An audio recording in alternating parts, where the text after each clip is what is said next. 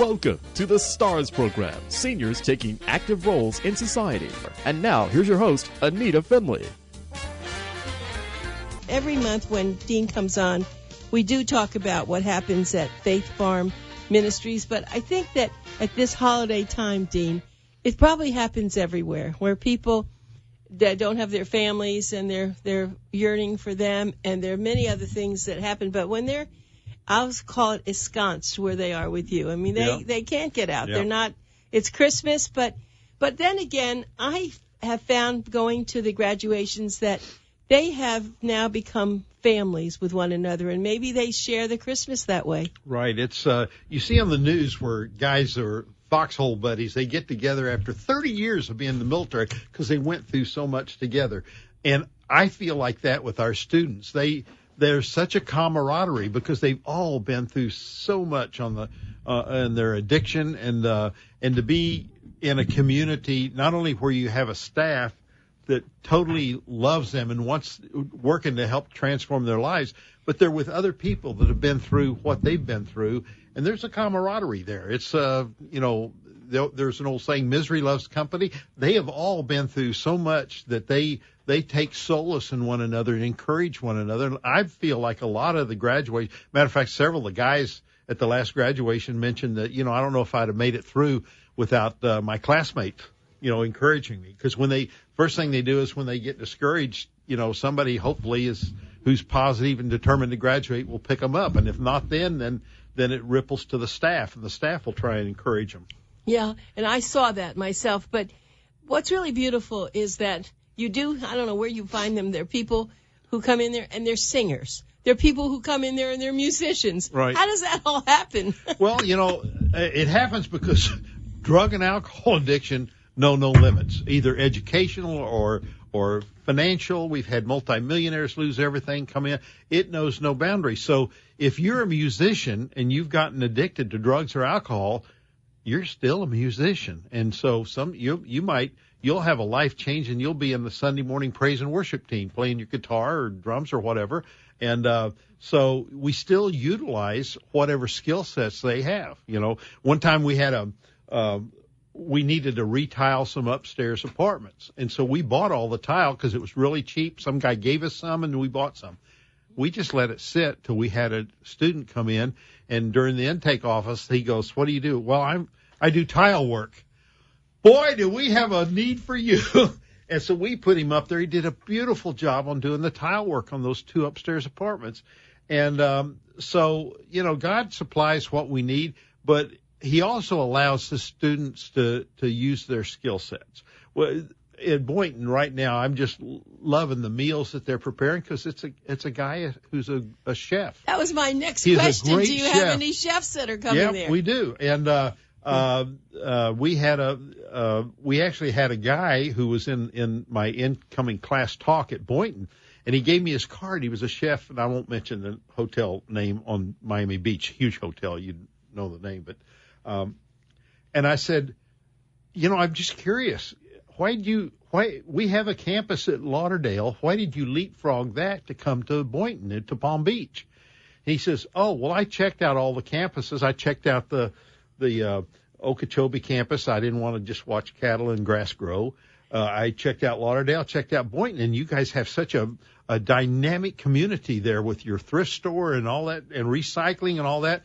He said, being a lead chef is really hard work. You're running like crazy. And he said, I didn't want to lose my edge. Even though I got my life back, I'm going to get my life back. I'm going to get over my addiction. I'm going to go back to being a chef because that's who I am. But I didn't want to lose that synergy, that energy that I have, that I knew I would have on the Palm Beach campus. So he leapfrogged Lauderdale to come there. That's a beautiful story. So let me ask you about him, though. We're not going to say his name or anything. But so he got somehow, I guess, from being in that world where there's alcohol and things all the time. So he got caught up in it.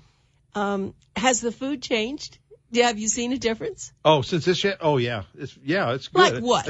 Well, okay, the soups. When I was in the Navy, they never waste anything in the military. And like, let's say I'd fly into Rota, Spain, and I go to the O Club to get my lunch, Officers Club. And I could always tell what was served the day before, even though I was in the United States when it was served.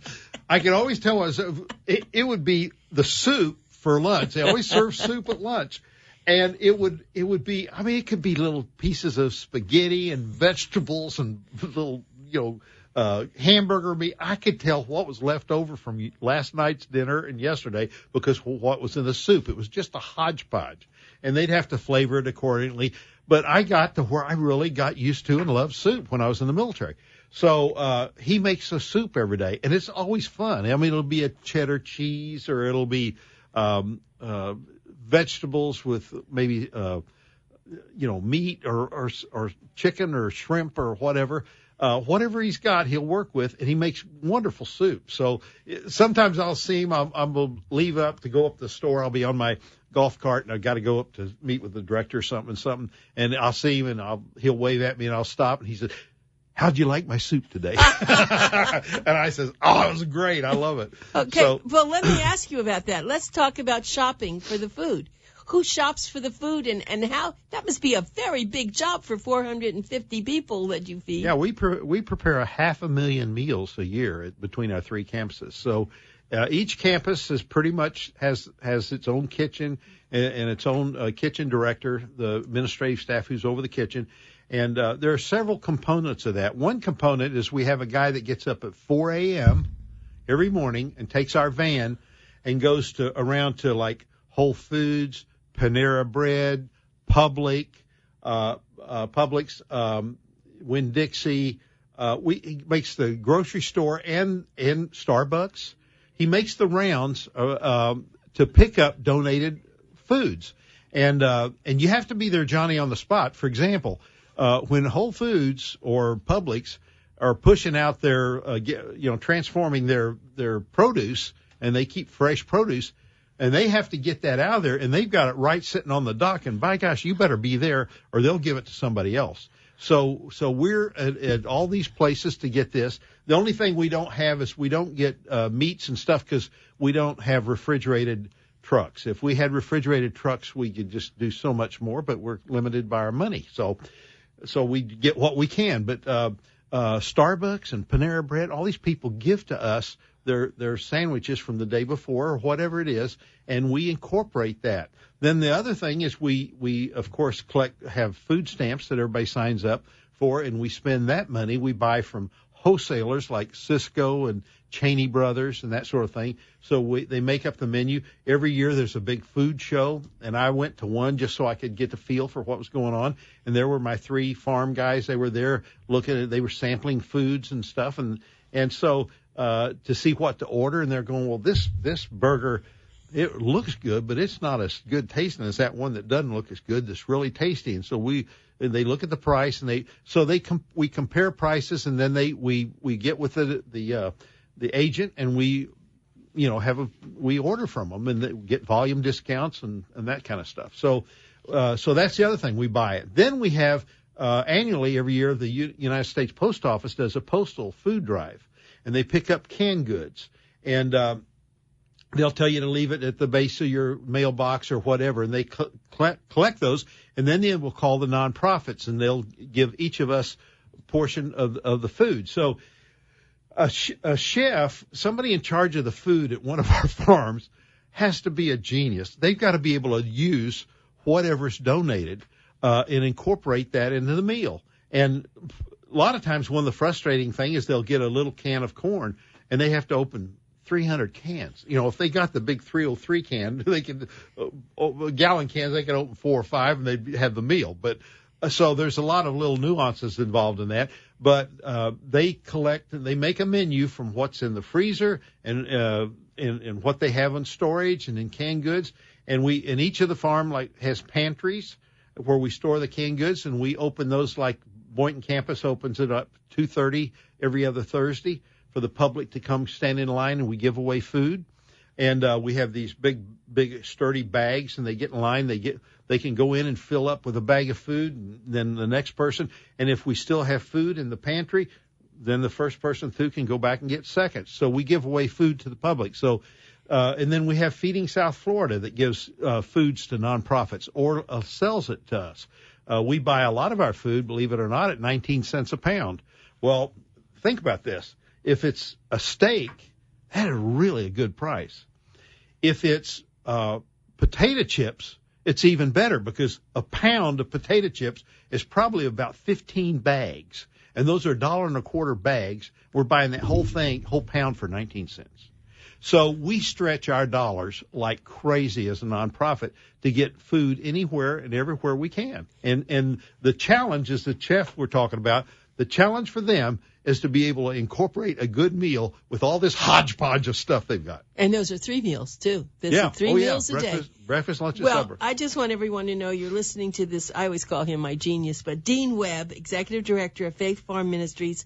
The way that you can really help this organization, of course, is donate money if you can do that. Yes, they do have thrift shops, and yes, you should go there and donate things because people will come and spend money, and you can buy things there also. But right now, holiday time, they need money, and so any dollar, $5, $20, whatever you can send, you can either send it to faithfarm.org over the internet. You can do that with a credit card. You can go there and just give the cashier the check. Anything you can do to make your holiday a lot happier and to make their holiday a lot happier. If we've never talked about this food before, and it is much larger. I never thought about it. It is a huge proposition to do this. So who's actually in charge of all that? I mean, I know you're the executive director, but do you have a food specialist? Well, I have a director at each campus, each of the 3 campuses. And then under them, we have an assistant director. And then under that, we have departments. We have somebody over the food department, somebody over the trucks and docks, somebody over the call center taking donations to go pick up donated stuff.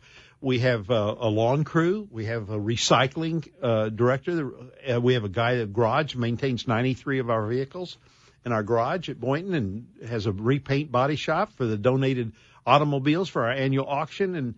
And so we have a pastor over the church. I mean, we have somebody over the career center that helps them with their resumes and stuff. So we have a department head, if you will, over each one of those things, and food's just one of them. We even have a houseman who keeps control of the guys in the dorm because, like, we got 134 beds in this huge dorm, and you've got everything from ex-military to addicts, homeless people on the street to convicted felons that have gotten out of prison and come to us. I mean, you've got a whole hodgepodge, and so you have this huge dorm of beds, so you have to have a houseman to maintain control. It is absolutely amazing to me. Tell us a little bit about your board of directors, because you're a non-profit, not for profit, but they are very dedicated. Why don't you talk about them? We've never done that before. Okay, either. Yesterday was our final board meeting of the year, actually, from noon to 4 yesterday, and they elected new officers. The chairman is Brandon Tucker. He's the head of the Tucker Group. He lives up in Okeechobee. He's one of the larger real estate agents in North Florida. He works personally with Governor Scott on the water distribution. He's very well connected in terms of what he does. And matter of fact, I was on the phone with him the whole time down here to do the radio show as a follow-up for him getting elected and taking over the board yesterday. So we have him. We have an assistant director. Who was assistant? Oh, Dr. Mary Drabeck. She's the vice president. She's the president of South Florida Bible College, who gives us over $1 million a year in free tuition to help our students get college credits when the programs they're going through. The secretary is Janice Beaker. She's a in-house attorney for Humana Hospital Insurance Group, and she's the secretary, and then the treasurer is Mike Piercy. He just came on the board last year. He's a senior partner for Crowe Harworth. Crowe Harworth is the 6th largest accounting firm in the United States, and they bill hundreds of millions of dollars in consulting fees, and they're the largest auditor of banks in the United States. So I've got a very good treasurer. So, and then we have a total of 9, and then the rest is dispersed between somebody who runs a call center. We have Donna, who runs a call center she's from Jamaica. She runs a call center in 7 different locations, including Jamaica and New York, and she runs call centers for Humana and personnel. We have Faith Bolton, whose husband was originally with Pappy, our founder, who founded Faith Farm 66 years ago. He's passed away, but she's on our board. She's a retired school teacher, but she has such a long continuity of history with Faith Farm. She's been there. She lived in a Sunday school classroom with her 2 kids when they first started out. And her husband, Jack Bolton, worked hand in hand with Pappy, our founder, to actually build the bridge over the canal by hand with access that we just had to replace finally. After 50 years, it deteriorated, and we replaced, as you know, you gave to the bridge campaign. So we had to do a new bridge. And then we have, who else do we have? Gosh. But the point is, these people do not get paid, but they give you their time, their expertise, their love. And I know, Yes. I'm sure they donate money, too, because they believe in what they do so much. But it takes, what do they say, it takes a village? Takes a village, yeah. I mean, you're a big village. You're really something that you do that. And, Dean, you never brag about yourself, but if someone could read your book, of course, it would be the 2 books that you have written, and they are so splendid. One, of course, is the one with the graduation. It's You Turn to God, and that really is so compelling to read, because then you really see who's there. And you always say you give this book to the incoming students so they can really appreciate it. And then, of course, the other book is the Everything book about you. The Extraordinary Ordinary Life. Oh, it's the Everything book about Dean Webb, and they are so fortunate to have you. And I know this is so dear in your heart, and what you would like to ask Santa to do is to give you a check for $1 million. That would certainly help. That would be great. It? Well, not you personally, but well, no, Farm. I don't. I'm actually, believe it or not, my little tithe out of my salary, I'm one of the largest contributors to Faith Farm, except for grants. Yeah, well, individual. I'm talking because I'm all in, and Texas Hold'em, you're all in, and you are. And I so believe in it, and because I have control of the finances, I know every dime is spent so carefully, and it's good seed to sow my soil in, my money into good ground, because it produces so much, and for 66 years it's produced transformed lives. I know, and I have never been involved with an organization like this before, and I am so turned on about what you do, and I wish I could write a big check, because that's the thing I like about your organization. You really do see it working. It's not like, I know, look, we know that cancer, there's lots of researchers, and we have Alzheimer's, but that's so big, and it's out there, and people should donate, of course. But on a local level, Faith Farm is the it for me, it. Yeah. You go there, and you see these people who are just really wonderful people who've just had some problems in their life. Everyone has problems. Some people get over it, some people don't. They die. Some people are in prison. But you are like the oasis for them, and that's what's so beautiful, Dean. And it's really, what's really neat is we have about 17 judges who sentence people to Faith Farm, because now they can't do, it's not politically correct because we're a faith-based Christian organization, so they can't really sentence them, but they give them an option to come in there in lieu of incarceration and give them that choice. And they, because I'm tired of seeing you in front of my bench, I'll give you a choice to recover. And so they'll come here. So sometimes these people are most motivated, and because we get such good results, a lot of times the judges will make a deal with them. If they'll graduate, we'll commute your charge and your sentence. He'll just strike it off the record. And that's amazing. And plus we have, we have a lot of prayer. We believe in prayer. We pray for the students. We had a guy who was, where the judge, from another state was coming after him to incarcerate him, found out where he was. It was in the program, and he'd been here maybe 4 months. And on a Wednesday night church service, he just said, I don't want to go back to prison. This place is changing my life. So they called whoever felt led to come up to the front of the church and lay hands on him and pray that God would intervene in court the next day and allow him to stay and change his life. Oh, because it was the next day he was being transferred. Absolutely. And so then what happened? He went before the judge, and the pastor of the Boynton Church went with him and made an appeal, and it described how his life was changed, and it showed him the courses he was taking and everything. And the judge backed down and let him stay and graduate. And he graduated? Yeah. And he's doing fine. Then, and Dean. his life was so changed that the judge just wrote that off, and he's working now. He doesn't have that sentence to Dean, go. you see, that's it. This is whatever it takes, and it is monumental. And I hope people will really. Why don't you go on the website, everybody? Go to faithfarm.org, and you will see these stories. You will see Dean Webb. You will see what goes on there, and just write a little check. It won't, if you can't afford a lot, just something. And if you can afford a lot, then send that. Leave it in your will. Do something. We're so proud, at least I'm so proud to be a part of this organization.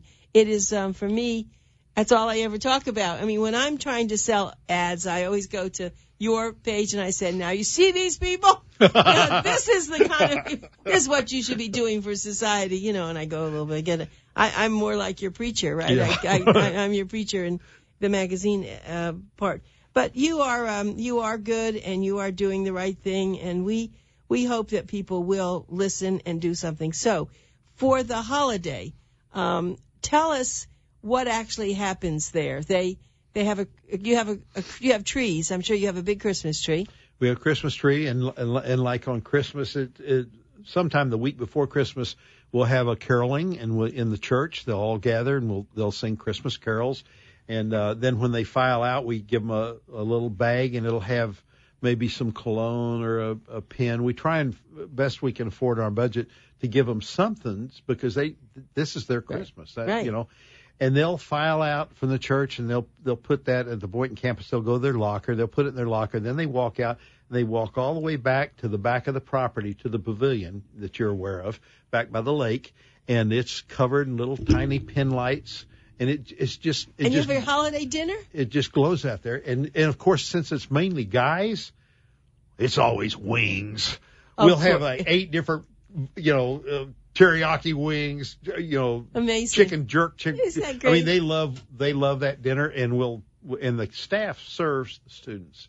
And the big fireplace is going in the rock, even though it's hot. The fireplace is going and they have Christmas music in the background, and everybody just fellowships and has a grand time and gets together. So it's kind of like their Christmas dinner, if you will. But let's not forget the women. You said they're mostly men, but the women we have come. 20 beds for women, yes, and their staff. They come. We all come together. Yes. And something that you have said before is people don't really think about this, but and I know we have about 5 more minutes, but mostly everybody has a family. Not maybe yes. everybody. Let's say even 50% have a family. And so that family is not a part of this, in a sense. These right. people have to do it on their own, and their family has to do it on their own at home. Right. And that's why this is so important, because when they do get well, when they do reach the point where they can be on their own, now the family comes together again. Absolutely. That's one of our goals, is to restore them whole back to their family, restore the husband, bread earner, back to that wife and children, restore that wife who got addicted back to the husband and the children, and restore a wife back to a husband, or vice versa, or a son back to a family, a mother and dad who've just been desperate to know what to do with their son's addiction or daughter's addiction. And there is just nothing better to see that reunion, especially when they come to graduation and they hear their son or daughter give their talk about where they were. And of course, their parents knew where they were in terms of their situation in life, and to tell how they felt from their side where they were, and then how their life has changed and what happened at Faith Farm during that 8 or 9, 10 months to revolutionize their life and make them deal with all the problems that got them in their addictive state to start with, and deal with that and get rid of that and ask forgiveness and all the stuff that you get, the ucky stuff out of there that caused them to go for addiction. And they walk out whole and clean and good, stable mind and body, and they're ready to embrace life again. And I've been to some of your big events where people have been clean for 10 years, and many of them are famous. Yeah. We've got guys that are multimillionaires that have started companies, and it's really gratifying to see somebody go from burglarizing and stealing and robbing and stuff to get drug money to all of a sudden they're running companies, they're taxpayers, they're hiring people, And it's just a flip-flop. It's a totally different thing. So I always tell everybody, you get a double whammy with Faith Farm. You not only take somebody out of the negative side who's taken from society, but we turn them upside down and make them a productive member of society. And so you eliminate the negative, and you add the positive. It's a double whammy. You get everything together. Do you have a Santa Claus who comes there? Do you have someone dressed up like Santa Claus? I don't, I'm leaving Saturday to go. You think that's what they've done before? I don't know. I don't know if they've done that. That's interesting. Because there are plenty of people. That probably would be wonderful if somebody could be a Santa Claus. You ought to find that out. Maybe I could get. I could probably get a Santa Claus outfit for you from the Wick. The Wick. She owns the largest costume, museum. Yeah, I've been there. That's I could probably go to her and get a Santa costume. They'd love that. I think, because if you haven't had it, I would think someone would have done that. They might have. I really don't know. I do know that they Christmas for them is a particularly. It's kind of a spiritual event, if you will, in terms of. Well, it's a religious event, and so that's very important to them. And it's a holiday too. Of course, But it's just a really special time. And what's so neat is that they have community, they have a family, they have they have people who love them around them because they're estranged from them. Sure. Some of them are still estranged from their family. Yeah, I was going to. Now their family are coming back because they start to see the letters and phone calls, the life change in these people. So all of a sudden they're inching closer to the flame. They're getting a little excited that they're seeing the change in their life. Well, we wish you a very, very happy holiday yourself, personally. Well, and me to you. I was talking to Cindy last night. You're just very personally very important in our life, and for me, you're very important because when I've expressed a need, your money's where your mouth is. You've always pulled out, I wish I could do a lot more or for given you. Cash, I wish I could do so much more. So you're not doing any less than you ask your listeners to do. Well, and I appreciate that. Well, let's plan that next event too, the fundraiser, because we want to really have a major fundraiser for you. So go relax on your holiday and then put that in your mouth. I hope you have a happy New Year. The same to you.